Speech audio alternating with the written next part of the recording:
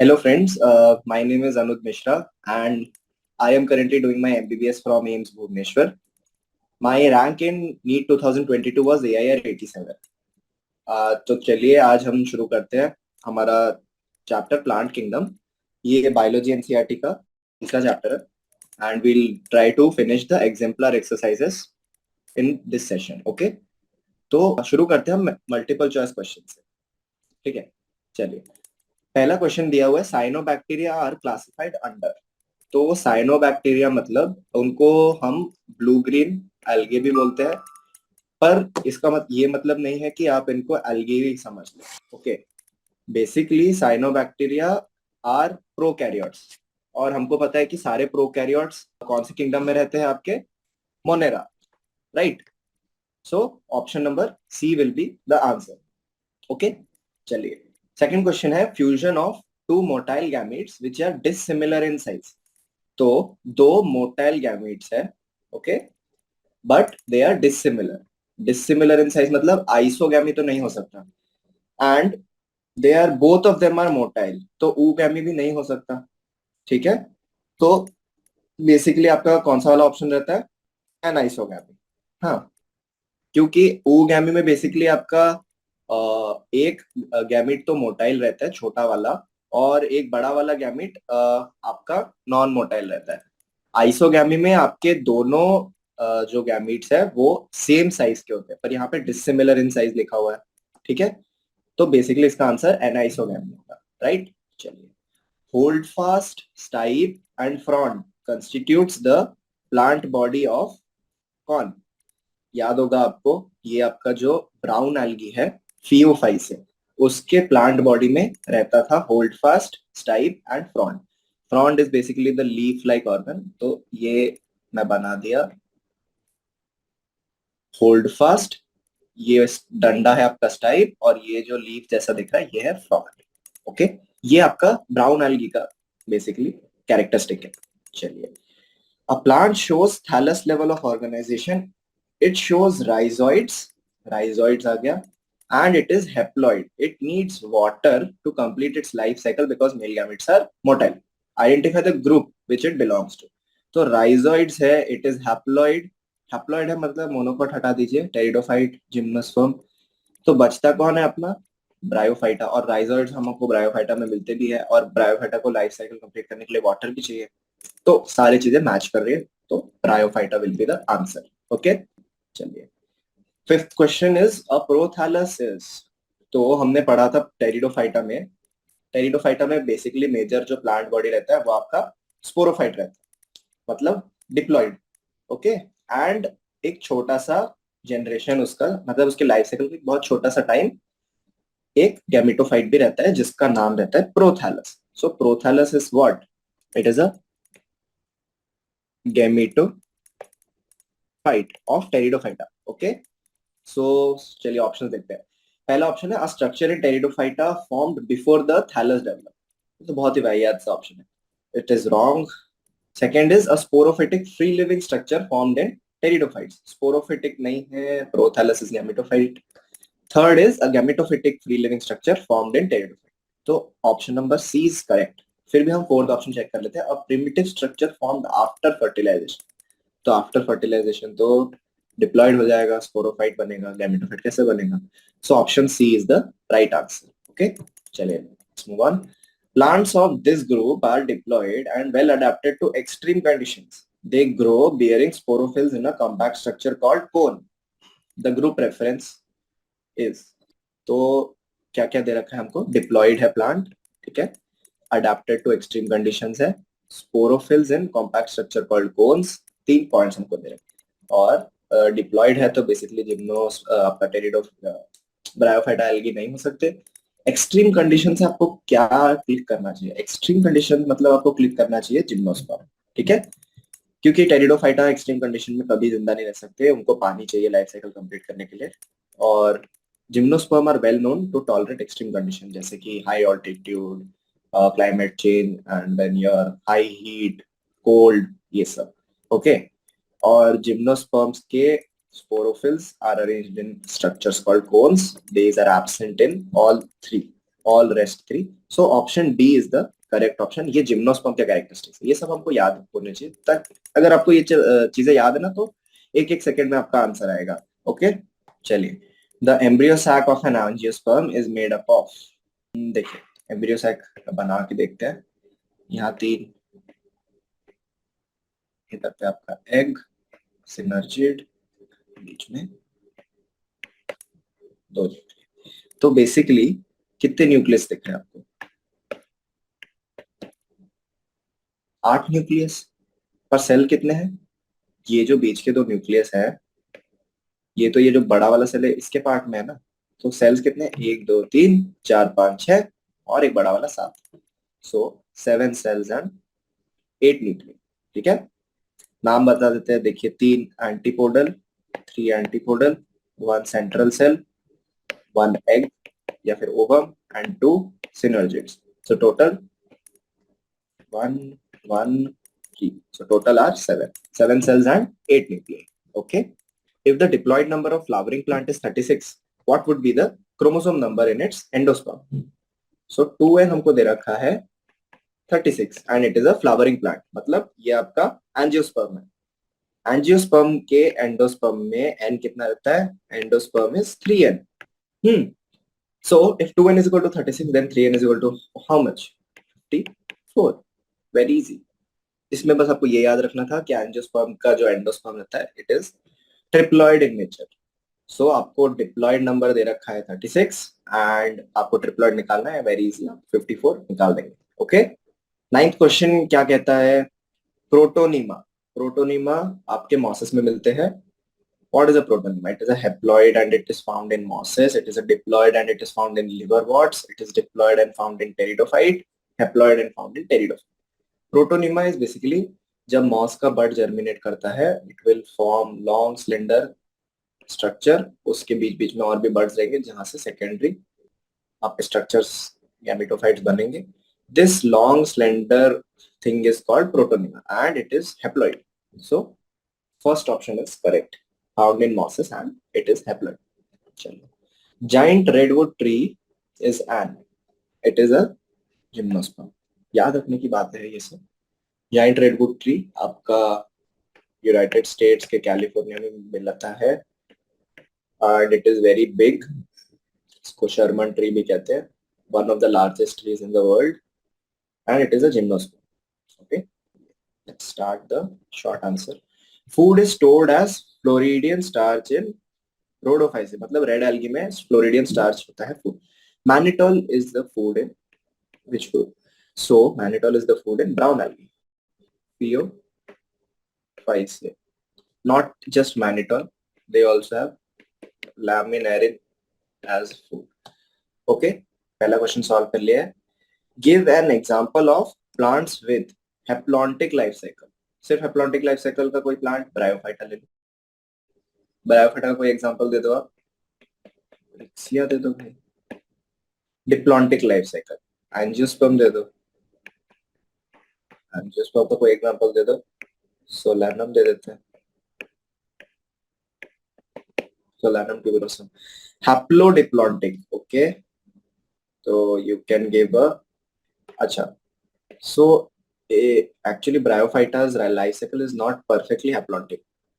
It is haplodiploidic. Okay, क्योंकि उसमें एक स्पोरोफाइटिक जनरेशन भी रहता है. So haplontic में हम बेसिकली परफेक्ट एग्जांपल अगर कोई होगा तो it is algae. Okay, and algae में you can give spirulina, you can give.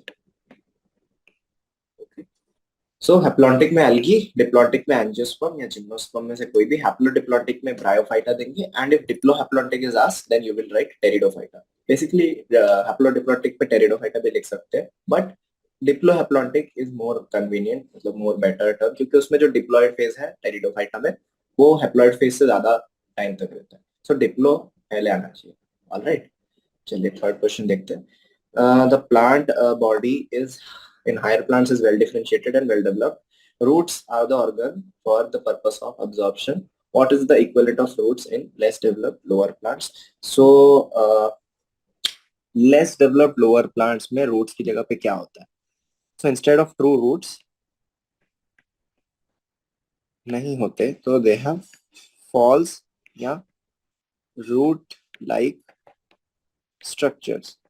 इनका नाम आपको पता होगा, राइजोइड्स। So third question का answer is rhizoids. Okay, rhizoids like thread-like projection. They are not basically roots क्योंकि they are not multicellular, but they are unicellular. But they serve the same function. Okay, rhizoids are unicellular, but they serve the same function. All right. Okay. Most algal genera show a haplontic life cycle. Name an alga which is haplodiplontic and name an alga which is diplontic. Actually, all brown algae, mostly brown algae are haplodiplontic. We can write as an example Ectocarpus, which is haplodiplontic, and Fucus is an alga which is diplontic. ठीक है, ये सब याद रखने वाली बातें। Haplodiplontic में brown algae लिख सकते हैं, कोई भी brown algae. Okay, bryophytes, the male and female sex organs are called what and what? Anthridium and Archegonium. Anthridium, Archegonium. All right. Okay. Let's go to the short answer questions. Why are bryophytes called the amphibians of plant kingdom? क्योंकि algae completely water में रहते थे and your pteridophyte are land adapted. तो बीच में कौन आता है? Bryophyte. ये एक रीजन हो गया कि ये एल्गी और इसके बीच में आता है। दूसरा रीजन है कि they need water for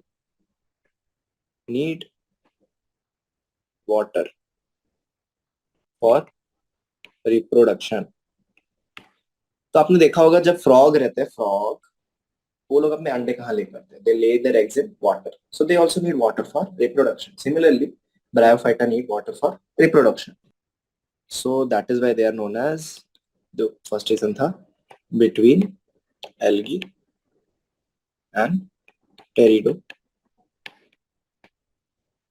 These two reasons की वजह से इनको हम एम्फीबियंस ऑफ प्लांट किंगडम कहते हैं, क्योंकि इनके पास एक और रीजन है, प्रॉपर वैस्कुलर टिश्यू एब्सेंट, जो कि टेरिडोफाइटा में रहता है। But bryophyta do not have xylem phloem जैसे structures, so they can not transport substances, जो कि लैंड अडेप्टेड प्लांट्स में बहुत इंपॉर्टेंट रहता है ट्रांसपोर्ट सब्सटेंसेस का। So they are not land plants. Pteridophyta are successful land plants because they have vascular bodies, but Bryophyta are not land plants, so they are basically like amphibians in the animal kingdom. The male and female reproductive organs of several pteridophytes and gymnosperms are comparable to floral structures of angiosperm. क्या बोलना चाह रहा है कि बहुत सारे pteridophyta में जो मेल और रिप्रोडक्टिव, मतलब टेरिडोफाइटा और जिम्नोस्पर्म में जो मेल और फीमेल रिप्रोडक्टिव ऑर्गन है, they are comparable to floral structures of angiosperm. Compare the various reproductive parts of pteridophyte and gymnosperm with reproductive structures of angiosperm. तो बेसिकली आपका जो स्ट्रोबिलाई या फिर कोन है, स्ट्रोबिलाई किसके एनालॉगस हुआ? आपका फ्लावर। फ्लावर में सारे अरेंज रहते हैं, सारे छोटे छोटे स्ट्रक्चर स्ट्रोबिलाई में भी सब अरेंज होके रहते हैं। माइक्रो स्पोरोफिल, माइक्रोस्पोरोफिल जिसके अंदर माइक्रोस्पोर रहते हैं, it is analogous to your anther या स्टेमन। इसके अंदर भी मेल रिप्रोडक्टिव स्पोर्स रहते हैं। Similarly mega sporophyll is analogous to your carpel. Okay, micro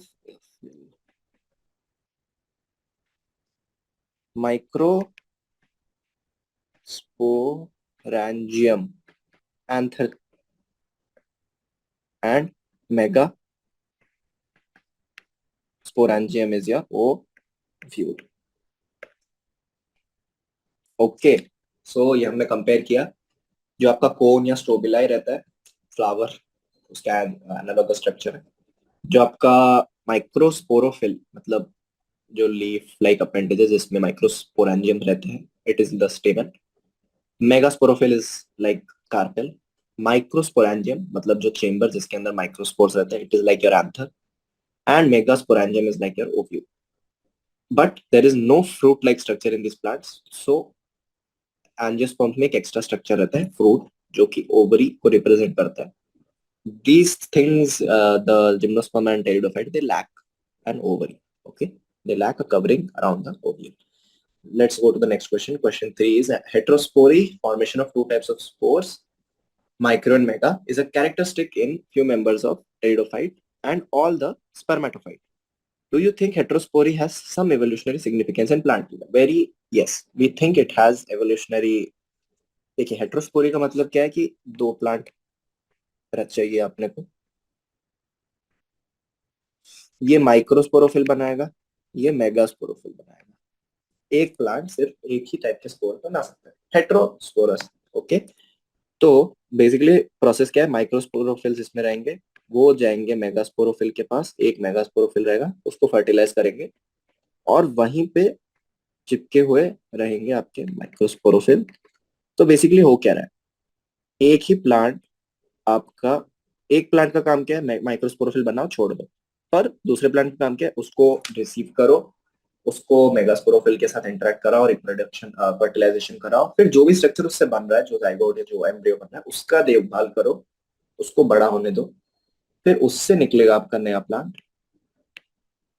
तो बेसिकली क्या है, इन सिटू डेवलपमेंट हो रहा है ना, ये सीड हैबिट का प्रिकर्सर है. सीड बनने के लिए इन सिटू डेवलपमेंट होना काफी जरूरी है. Okay, so that is why this heterospory is important, because it led to the development of your in situ development and seed बनाने की हैबिट इसी से डेवलप हुई है, हेट्रोस्पोरी से. All right, next question is how far does selaginella, one of the few living member of lycopodiales, fall short of seed habit. Same इसका answer वही है. The answer which you will say is कि selaginella micro और megasporophyll produce करता है. It is a heterosporous organ plant. Embryo is retained in the female body. Okay, so embryo in female body. So almost seed habit, uh, basically almost it is similar to formation of seed, just कि seed नहीं बन रहे हैं, directly embryo female body में आपका निकल के आ रहा है. बेसिकली सीड हैबिट में क्या होता है, फर्टिलाइजेशन हुआ और सीड के अंदर एम्ब्रियो को पैक करके आपने फ्रूट के साथ डिस्पर्स कर दिया या फिर ऐसे ही डिस्पर्स कर दिया. But here it is not being disperse, but उसका जो सीड बोल सकते हैं आप, उसका एम्ब्रियो का डेवलपमेंट सीड में ना होके फीमेल बॉडी में. That is the difference. Okay, alright. Each plant और group of plants has phylogenetic significance in relation to evolution. Cycas, few living member of gymnosperm, is called the relic of past. Can you establish a phylogenetic relation?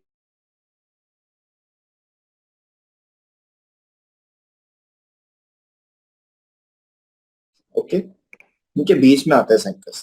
ठीक है, जैसे कि इसके जो gametes है are motile, जो कि pteridophyte से मिलता है. जिम्नोस्पर्म में है इट फॉर्म्स सीड्स. तो दोनों से सिमिलैरिटी दिखाता है. That is why it is called a relic of the past, because we have established phylogenetic relationship with Pteridophyta. Okay. Next question is heterosporous pteridophytes show certain characteristics which are precursor to the seed habit in gymnosperms. Explain. तो क्या क्या characteristics हैं? Sixth का answer, पहला characteristics तो यही हो गया, हेट्रोस्पोरी, जो कि सीड प्लांट्स में भी दिखता है. दूसरा कैरेक्टर हो गया कि embryo develops in Situ female plant body. ठीक है, यहाँ एम्ब्रियो डेवलप इधर ही हुआ. And less number of megaspores, usually one. जैसे कि इसमें आपके सीड प्लांट्स में सिर्फ एक ही ओव्यूल रहता है एंड एक ही ओवर ही रहता है, और बहुत सारे आपके क्या कह सकते हैं, जो मेल गैमेट्स रहते हैं वो काफी ज्यादा नंबर में रहते हैं, पर फीमेल गैमेट्स का नंबर कम कर दिया जाता है। तो ये हेट्रोस्पोरस प्लांट्स में भी दिखता है। ओके, चलिए, comment on the life cycle and nature of a fern prothallus. Prothallus देखो गैमेटोफाइट है, गैमेटोफाइट है, vascular tissue is there, self sufficient, bear sex organs, anthro आपके जो वर्ड्स या फिर आर्किगोनियम, एंथ्रीडियम आर्किगोनियम रहते हैं इसके अंदर। एंड लाइफ साइकिल क्या है? नेचर तो हमने डिस्कस कर लिया, लाइफ साइकिल क्या है? प्रोथैलस से आपका गैमीट बनेगा, गैमीट से आपका फर्टिलाइजेशन होगा, उससे स्पोरोफाइट बनेगा, स्पोरोफाइट से स्पोर बनेंगे, वो फिर से प्रोथैलस बनाएंगे। यही है life cycle. Alright, next is how are male and female gametophytes of pteridophytes and gymnosperms different from each other? So देखिए, मेल और फीमेल में हमेशा डिफरेंस, देखिए टेरिडोफाइट और जिम्नोस्पर्म, टेरिडोफाइट बेसिकली हेट्रोस्पोरस होते हैं और कुछ होमोस्पोरस होते हैं, but gymnosperms are always heterosporous. Okay, पहले हम नाम लिख के देखते हैं जो टेरिडोफाइट में और जिम्नोस्पर्म में। टेरिडोफाइट में नाम क्या रहता है मेल और फीमेल गैमीट का? टेरिडोफाइट में रहता है एंथ्रीडियम एंड आर्किगोनियम, जिम्नोस्पर्म में एंथ्रीडियम एंड पूगोनियम। इसमें कौन से एब्सेंट रहेंगे? जिम्नोस्पर्म में कौन प्रेजेंट रहता है? इसमें मोटाइल रहते हैं गैमेट्स, इसमें गैमेट्स नॉन मोटाइल रहेंगे। No ovule, ovule present. Okay, हाँ, जो आपका जिम्नोस्पर्म है उसमें बेसिकली एंथ्रीडियम एब्सेंट रहता है, so no antheridium, but oogonium या आर्किगोनियम आपका रहता है। Okay, so this are some differences. इसके अलावा बहुत सारे कॉम्प्लिकेटेड डिफरेंसेस रहते हैं, जैसे नेक कैनाल सेल वगैरह वगैरह, इतना अंदर नहीं जाना। बेसिकली ये कोन, मोटिलिटी, ओव्यूल, एंथ्रीडियम, आर्किगोनियम, ये सब डिफरेंस आप बता सकते हैं। और डेवलप ज्यादा आपका जिम्नोस्पर्म का गैमेटोफाइट रहेगा, क्योंकि आपका जिम्नोस्पर्म डेवलपमेंटली मोर एडवांस, मोर आपके बाद में आते हैं उसके टेरिडोफाइट के। और यही है आपका एवोल्यूशनरी कैरेक्टरिस्टिक देखे दोनों का, तो जो जिम्नोस्पर्म के गैमेटोफाइट्स है, they are basically not independent. Okay, gametophyte depends on sporophyte, but वहीं आपके जो टेरिडोफाइटा के गैमेटोफाइट है, इट इज कंप्लीटली इंडिपेंडेंट। वो अपना फोटोसिंथेसिस कर रहा है, वो अपना खाना खुद बना रहा है, it is absorbing water, it lives on its own, it stays on its own, सारे फंक्शंस खुद से कर रहा है, उसको इंडिपेंडेंट बॉडी माना जाता है, प्रोथैलस का नाम दिया जाता है। ओके, बट वहीं जिम्नोस्पर्म में जो गेमेटोफाइटिक जनरेशन है, उसका खुद का फंक्शनैलिटी कम है, उसके उसको सिर्फ इतना ही काम दिया गया है कि भाई तुम गैमेट्स बनाओ, तुम सिर्फ सेक्स ऑर्गन बियर करो, तुम्हारा उससे ज्यादा कोई फंक्शन नहीं है। तुमको जो भी रिक्वायरमेंट है चीजों की, stuff we will provide you, the sporophyte will give to the gametophyte. ये आपका एकदम ब्रायोफाइटा के ऑपोजिट है, जिसमें कि गैमेटोफाइट के ऊपर स्पोरोफाइट डिपेंडेंट था। स्पोरोफाइट का कुछ काम नहीं था, सिर्फ स्पोर बनाना था, सारा फूड वगैरह फोटोसिंथेसिस वगैरह गैमेटोफाइट कर रहा था। ये एकदम उल्टा है जिम्नोस्पर्म में आते। जिम्नोस्पर्म में उल्टा ही हो जाता है कि अब गैमेटोफाइट का कुछ काम नहीं रहा, स्पोरोफाइट सब कुछ कर रहा है। Gametophyte is basically parasitic kind of thing on sporophyte. और एंजियोस्पर्म में आते तो गैमेटोफाइट का फंक्शन और रिड्यूस हो जाता है, कुछ नहीं है गैमेटोफाइट का फंक्शन, सिर्फ एक फ्लावर बन के रह जाता है, लास्ट में फ्रूट बनता है। बट उससे ज्यादा फंक्शन उसका कुछ भी नहीं है। सारा प्लांट का मेन कैरेक्टरिस्टिक्स, फंक्शन वगैरह सब स्पोरोफिटिक जनरेशन मतलब डिप्लॉयड जनरेशन सब कुछ संभालता है। ओके, चलिए। Ninth question is in which plant will you look for a mycorrhiza and coralloid roots, also explain what this term means. Okay, तो माइकोराइजा मतलब फंगाई प्लस रूट ऑफ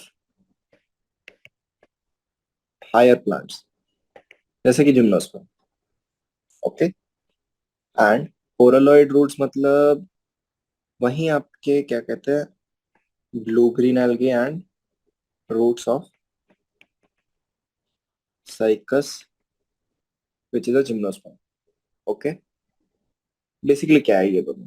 तो mycorrhiza कुछ monocot, dicot इन सब में दिखता है। Okay, coralloid roots is basically shown in the plant name cycas. Okay, क्या है ये दोनों?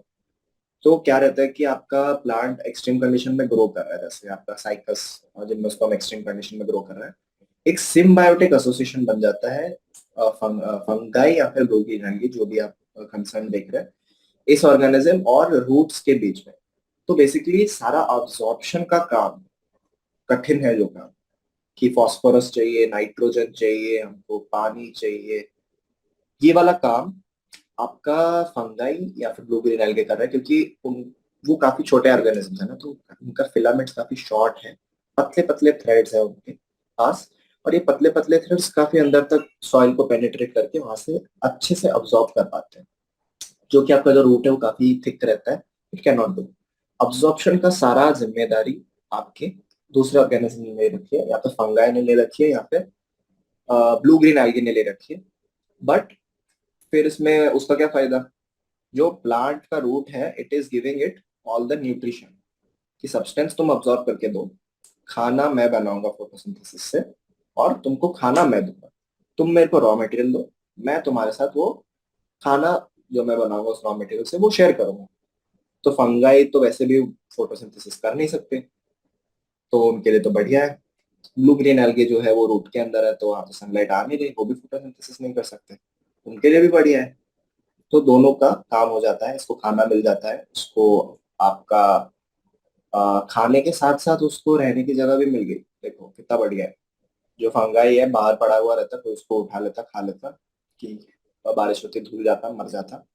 उसको अच्छा खासा रूट में अपने आसपास बन रहने के लिए जगह दी, बोला कि तू मेरे को हेल्प कर अब्जॉर्प्शन में, मैं तेरे को खाना बना के दूंगा, तेरे को रहने की जगह दूंगा। बदले में रूट को अच्छा बढ़िया बढ़िया मटेरियल अब्जॉर्ब करके देने लग गया वो। तो ये एक सिम्बायोटिक एसोसिएशन धीरे धीरे डेवलप हो गया। सो एवोल्यूशनरी हिस्ट्री में ऐसे काफी एग्जांपल हमको दिखते हैं सिम्बायोटिक रिलेशनशिप के। ठीक है, इसको हम लोग म्यूचुअलिज्म भी कह सकते हैं। कुछ कुछ जैसे Pinus Pinus seeds. Okay, Pinus plant है एक जिम्नोस्पर्म, इट वो इतना माइक्रोराइजा पे डिपेंडेंट हो गया है एवोल्यूशन के साथ साथ, कि जो पाइनस सीड है बिना माइक्रोराइजा के वो जर्मिनेट ही नहीं करते। जब तक पाइनस का जो सीड है, पाइन का जो आपका उसका जो सीड है उसके आसपास माइक्रोराइजा डेवलप नहीं करेगा, तब तक वो सीड जर्मिनेट ही नहीं कर पाएगा। देखो कितना ज्यादा ही म्यूचुअलिस्टिक एसोसिएशन हो गया है, कि माइक्रोराइजा अगर कहीं कुछ आपने कर दिया दुनिया में, कुछ एक्शन लिया, माइक्रोराइजा गायब हो गए, तो पाइनस का तो पूरा स्पीशीज ही गायब हो गया, क्योंकि दे आर म्यूचुअली रिलेटेड, उनका म्यूचुअलिज्म है, रिलेशन है। ओके, समझ में आ गया आपको माइक्रोराइजा कोरलॉइड रूट्स क्या होते हैं, सिम्बायोटिक रिलेशनशिप्स होते हैं, और किस किस प्लांट्स में आप देख सकते हैं mycorrhiza you can see in pinus and coralloid root in cycas, दोनों ही जिम्नोस्पर्म है। ऐसा नहीं कि एंजियोस्पर्म में नहीं मिलते, एंजियोस्पर्म में भी मिलते हैं। चलिए, लॉन्ग आंसर क्वेश्चंस में चलते हैं। Gametophyte is dominant phase in life cycle of bryophyte, explain it. तो ब्रायोफाइटा में क्या रहता है आपका, alternation of generation. Okay, bryophyta में क्या रहता है, ऑल्टरनेशन ऑफ जनरेशन बोल रहे किसको बोलते हैं? जैसे कि ब्रायोफाइटा का फर्टिलाइजेशन हुआ, फर्टिलाइजेशन के बाद एक 2n जाइगोट बना, मतलब डिप्लॉयड। फर्टिलाइजेशन दो गैमेट्स का फ्यूजन से ही होगा, तो डिप्लॉयड ही बन सकता है। वो जो डिप्लॉयड जाइगोट है, फटाफट उसमें मियोसिस नहीं होगा, क्या करेगा, बना के दिखाता हूँ। जैसे कि 2n डिप्लॉयड जाइगोट बना, ठीक है, जाइगोट, उसमें फटाफट मियोसिस ना होके माइटोसिस होके एक 2n का प्लांट बॉडी बना, उसको हम कहते हैं sporophyte. Okay, sporophyte is 2n, उसमें में उस स्पोरोफाइट के डेवलपमेंट के बाद स्पोरोफाइट में बनेंगे स्पोरोफिल्स, उनमें मियोसिस होगा और बनेंगे स्पोर्स।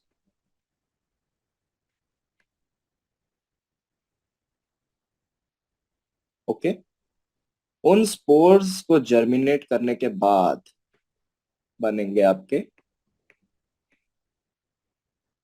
गैमीटोफाइट, ठीक है। स्पोर्स जर्मिनेट करके गैमीटोफाइट बनाएंगे, गैमीटोफाइट क्या बनाएंगे, माइटोसिस से गैमीट, और गैमीट, दो गैमीट मिलके क्या बनाएंगे, जाइगोट। दो गैमेट मिलके बनाएंगे जाइगोट, और जाइगोट फिर से बनाएगा स्पोरोफाइट। तो समझ है आपको चल क्या रहा है, ऑल्टरनेशन ऑफ जनरेशन हो रहा है कि यहां तक तो सारा 2n है, बीच में सब n हो जाता है, फिर से सारा 2n हो जाता है। समझ में आ रहा है क्या हो रहा है यहाँ पे, कि उसके लाइफ साइकिल में एक फेज आ रहा है जिसमें सब n है, या फिर सारा आपका डिप्लॉयड है, और एक फेज आ रहा है जिसमें सारे आपके हेप्लॉयड है। तो ऑल्टरनेट कर रहा है ये, इसी को ऑल्टरनेशन ऑफ जनरेशन कहते हैं, पर इसी को ऑल्टरनेशन ऑफ जनरेशन कहते हैं। इसमें हैप्लॉइड डिप्लॉइड दोनों तरह के मेंबर आपको देखने को मिलेंगे, पर आपके ब्रायोफाइटा में बेसिकली जो डोमिनेंट फेज है, मतलब अगर आप बोलोगे कि उसकी लाइफ में ज्यादातर टाइम वो किस तरह से रहता है, so it stays as a gametophyte. Sporophyte is basically, sporophyte कुछ वजूद नहीं होता ब्रायोफाइट में, sporophyte is dependent on gametophyte, main plant body will be gametophyte, उसके ऊपर पैरासिटिक स्पोरोफाइट डेवलप, इसीलिए हम कहते हैं कि gametophyte is the dominant phase in life cycle of bryophyta. Okay, इसमें आपको एनसीईआरटी से वो लाइफ साइकिल का डायग्राम बना के यही वाली चीज एक्सप्लेन करनी है। Okay, with a schematic diagram describe the haplodiploidic life cycle pattern of a plant group. चलिए एक डायग्राम बना के देख ही लेते हैं। आंसर टू मैं इधर बना रहा हूँ, अभी हमने बनाया भी था। तो हम यहाँ पे कौन सा वाला जनरेशन लेंगे, एन, या फिर गेमेटोफिटिक, और यहाँ पे 2n, या फिर स्पोरोफिटिक। तो यहाँ पे स्पोर्स सबसे पहले, हाँ नहीं, हम जाइगोट से शुरू करते हैं। फर्टिलाइजेशन हुआ इसके पेरेंट का और क्या बना, ब्लैक से बना जाइगोट। जाइगोट क्या होता है, 2n। जाइगोट में हुआ क्या, माइटोसिस, और क्या बना, स्पोरोफाइट। स्पोरोफाइट क्या ऐसा होता है, 2n। स्पोरोफाइट में क्या हुआ भाई, स्पोरोफाइट में आपका बना स्पोरोफिल।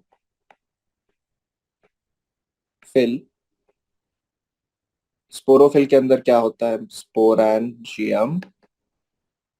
स्पोरेंजियम में क्या होता है, स्पोर मदर सेल्स। अभी स्पोर मदर सेल्स में हुआ मियोसिस, और क्या बन गए, स्पोर। ये सारे जो 2n 2n 2n 2n चल रहे थे, अभी स्पोर्स आ गए तो क्या बन गया, n। स्पोर्स क्या करेंगे, जर्मिनेट, और क्या बन जाएगा, गैमेटोफाइट। ये भी n। गैमेटोफाइट में क्या होगा, आर्किगोनियम एंड एंथ्रीडियम, दोनों ही nn। एंथ्रीडियम क्या बनाएगा, एंथ्रोजोइड। आर्किगोनियम क्या बनाएगा, एग। दोनों का क्या होगा, फर्टिलाइजेशन, क्या बनेगा उससे, जाइगोट। समझ में आ रहा है, फिर से सारा साइकिल रिपीट होगा। So this is the life cycle of a haplodiplontic plant. Haplodiplontic plant में gametophyte is the main plant body. Sporophyte is basically dependent on gametophyte. चलिए एक और आंसर क्वेश्चन दे रखा है हमको. Lichen is cited as example of symbiosis where alga and fungi live together for mutual benefit. Which of the following will happen if alga and fungal partner are separated?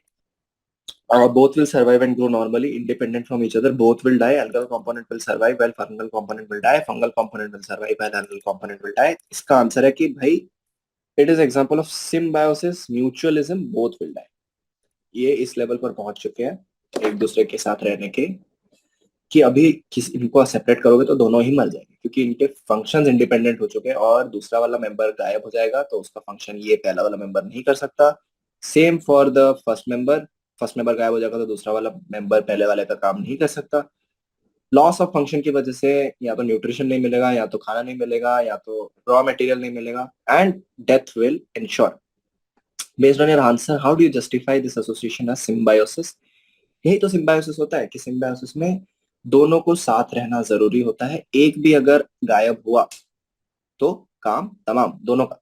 Okay right. Explain why sexual reproduction in angiosperm is said to take place through double fertilization and triple fusion. Also draw a label diagram of embryo sac. तो embryo sac का diagram बनाते हैं. तो ये आपके synergid, egg synergid के polar nuclear और opposite में आपके 3 एंटीपोडल्स हैं. अभी क्या होता है आपका पोलन ट्यूब आया यहाँ पे. पोलन ट्यूब में था आपका मेल गैमेट. जैसे ही मेल गैमेट इसके पास आएगा it will divide into 2 male gametes. Okay 2 male gamete बन गए और जैसे ही मेल गैमेट यहाँ डिवाइड हो रहा होगा यहाँ पे जो आपका पोलर न्यूक्लियाई है ये भी फ्यूज होके एक डिप्लॉयड न्यूक्लियस बना लेंगे. 2 पोलर न्यूक्लियाई फ्यूज होके एक डिप्लॉयड न्यूक्लियस बना लेंगे 2n वाला. इसको हम कहते हैं डिप्लॉयड न्यूक्लियस बनने वाला है. इसको सेकेंडरी न्यूक्लियस कहते हैं और ये एग तो हैप्लॉइड है ही. ठीक है तो क्या होगा अब ये 2 मेल गैमेट्स अंदर घुसे. एक मेल गैमेट ये डिप्लॉयड न्यूक्लियस को फर्टिलाइज किया. एक मेल गैमेट एग को फर्टिलाइज किया. कितने फर्टिलाइजेशन में? Fertilization 1 fertilization 2. 2 फर्टिलाइजेशन तो डबल फर्टिलाइजेशन. अभी ट्रिपल फ्यूजन क्या चीज है? ट्रिपल फ्यूजन मतलब कितने इसमें वो इन्वॉल्व हो रहा है. जो आपका सेकेंडरी न्यूक्लियस और मेल गैमेट फर्टिलाइज किए तो अभी 2n से क्या बन गया 3n. तो इसको क्या कहते हैं primary endosperm nucleus. This is a result of triple fusion. 3 nuclei जब फ्यूज करेंगे तभी एक प्राइमरी एंडोस्पर्म न्यूक्लियस बनेगा. दैट इज व्हाई एंजियोस्पर्म्स में जो होता है आपका reproduction it is known as double fertilization and triple fusion. Okay चलो बाकी फिफ्थ क्वेश्चन क्या है. Draw a label diagram of female and male thallus of liverwort gametophyte and sporophyte of funaria alternation of generation in angiosperm. ठीक है तो green colour से बनाते हैं. Female and male thallus of liverwort. तो ये लिवरवॉर्ट है आपका. हाँ इसमें राइजोइड्स ये राइजोइड्स है. देन इधर पे आपकी गैमे कप है. सिमिलरली एक और है इसमें भी राइजोइड्स है. गैमे कप है.